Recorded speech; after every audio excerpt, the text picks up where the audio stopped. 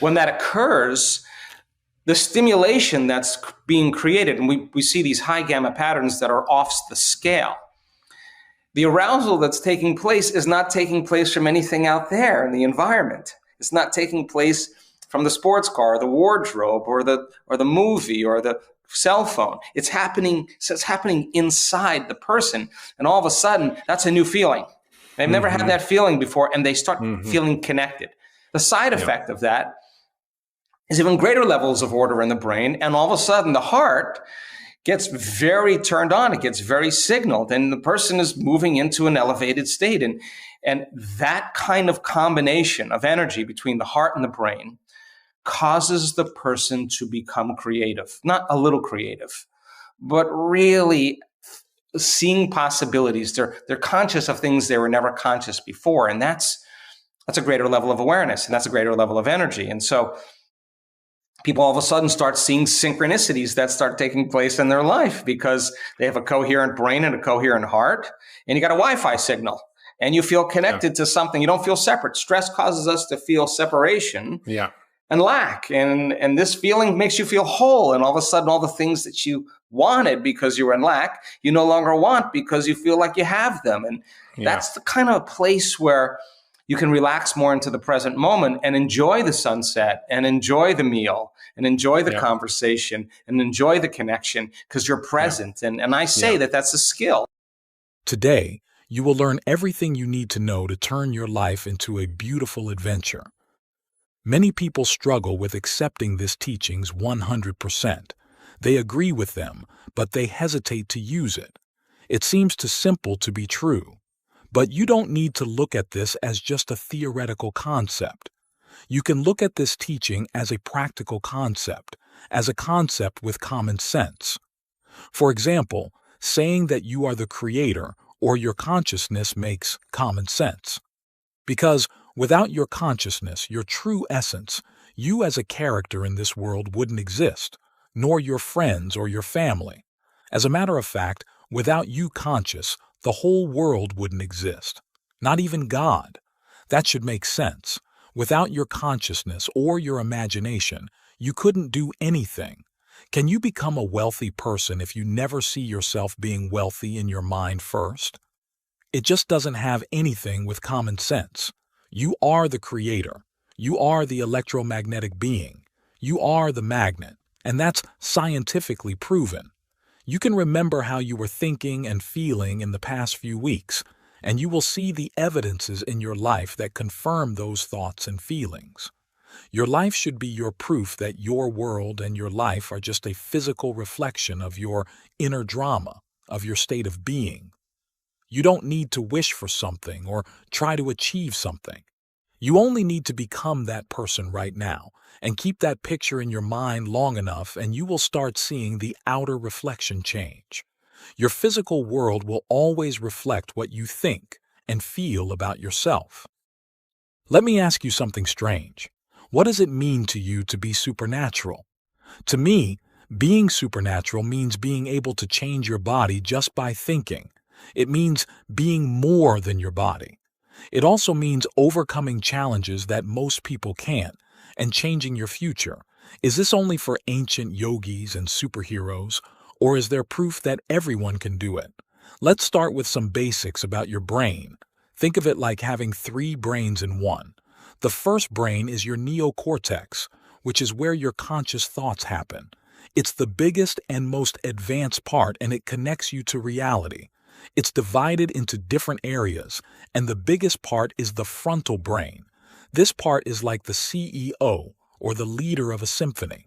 The frontal lobe helps us make decisions, focus, be creative, and control our emotions. It's like the boss of our brain's actions and thoughts. Other parts of the brain have their own jobs too. For example, the back part, called the occipital lobe, deals with sight. There are also areas for feeling sensations, moving, making memories, and understanding ourselves. When we learn something new, our brain forms new connections. Research shows that concentrating on one thing for just an hour can double these connections, which is like physical proof of learning. All this knowledge gets stored in the neocortex, our thinking brain. The next step is to use this knowledge in our lives.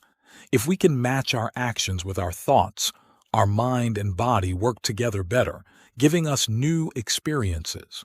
When we're experiencing things, our senses send information to our brain, which then organizes it into patterns. When you have an experience, it affects the way your brain thinks.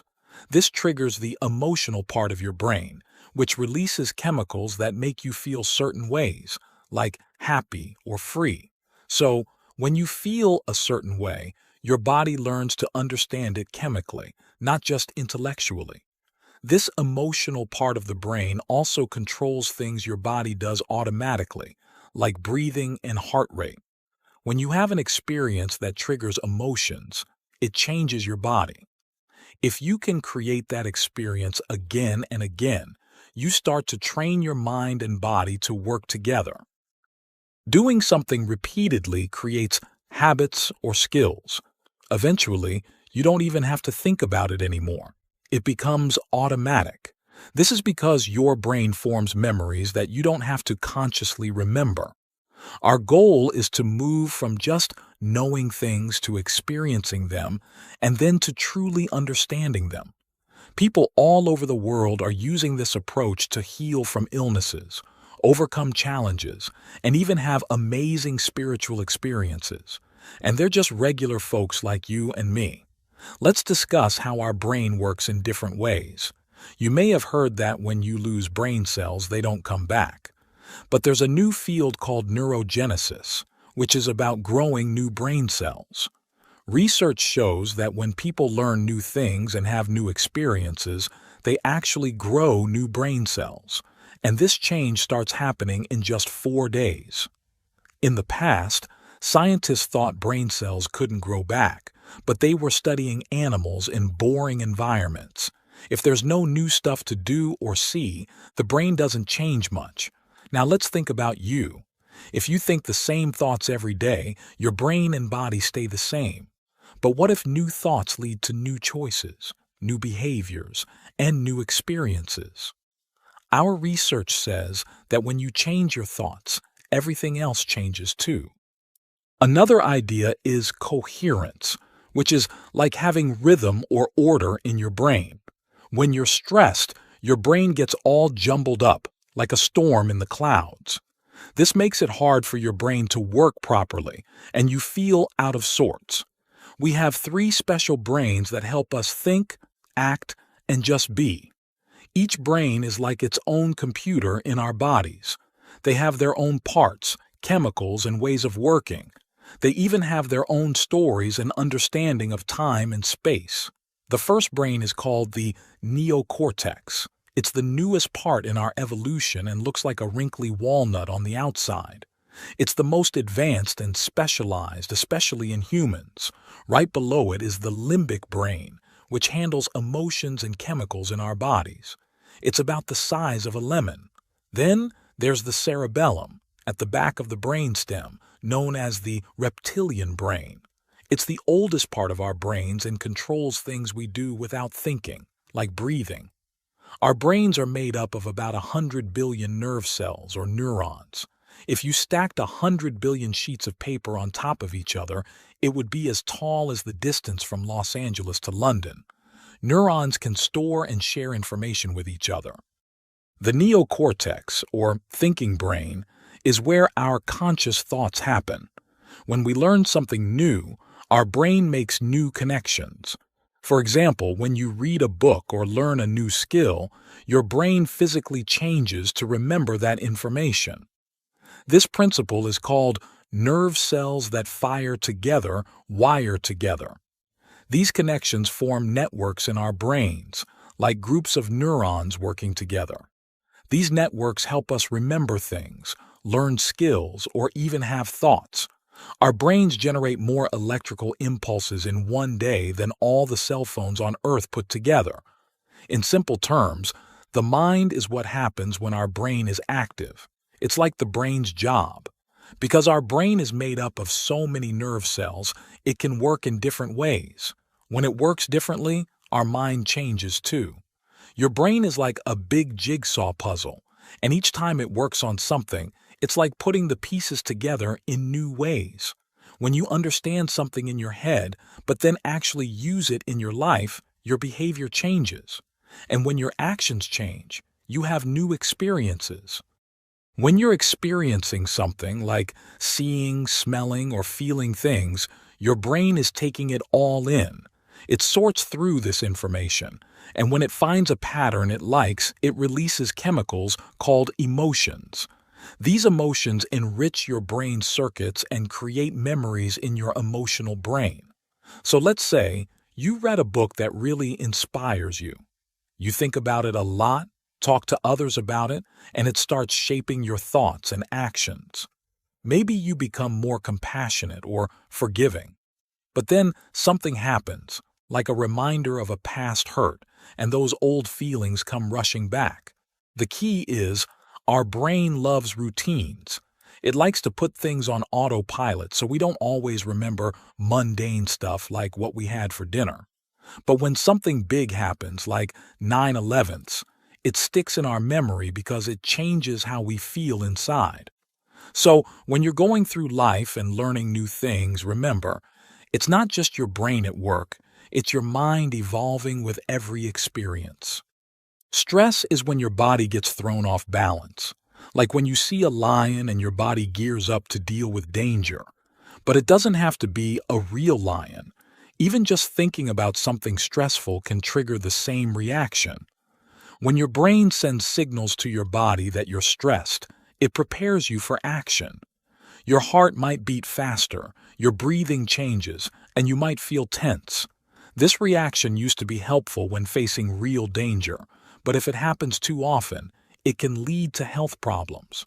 The interesting thing is, when you start thinking about what's stressing you out, you can actually observe your own thoughts and feelings. This is called metacognition. It's like being able to step back and see what's going on in your own mind. When you notice that your thoughts are stressing you out, you can start to change them. Your brain can rewire itself, creating new connections and pathways. This helps you react differently to stressful situations in the future. So, when you're feeling stressed, you can use what you've learned to calm yourself down and approach the situation in a better way. This is called setting an intention, and it helps your brain prepare for what's ahead. There's something really fascinating happening inside your brain, like a tiny, intricate dance between different parts. Picture this. You're trying to think more compassionately, but your brain is used to thinking in certain ways based on your past experiences. So, as you try to focus on compassion, all these other thoughts pop up, like feeling annoyed at your mother-in-law or wanting to skip that dinner. But if you keep focusing on compassion with determination, eventually, that thought becomes the strongest one in your mind. And when that happens, your brain makes it more permanent by sealing the connections involved in that compassionate thought. As these new connections strengthen, the old ones start to fade away. The memories of past hurts or negative feelings lose their power. All that's left is this new feeling of compassion. And when you keep practicing compassion, something amazing happens. Your body starts to feel it too. Your heart opens up and you genuinely start to feel compassion. It's like your body is learning from your mind's understanding. But it's not a one-time thing. You have to keep practicing compassion until it becomes second nature, like a habit. And when you reach that point, it's not just something you do, it's who you are. And when you're truly in that state of being, you inspire others to do the same.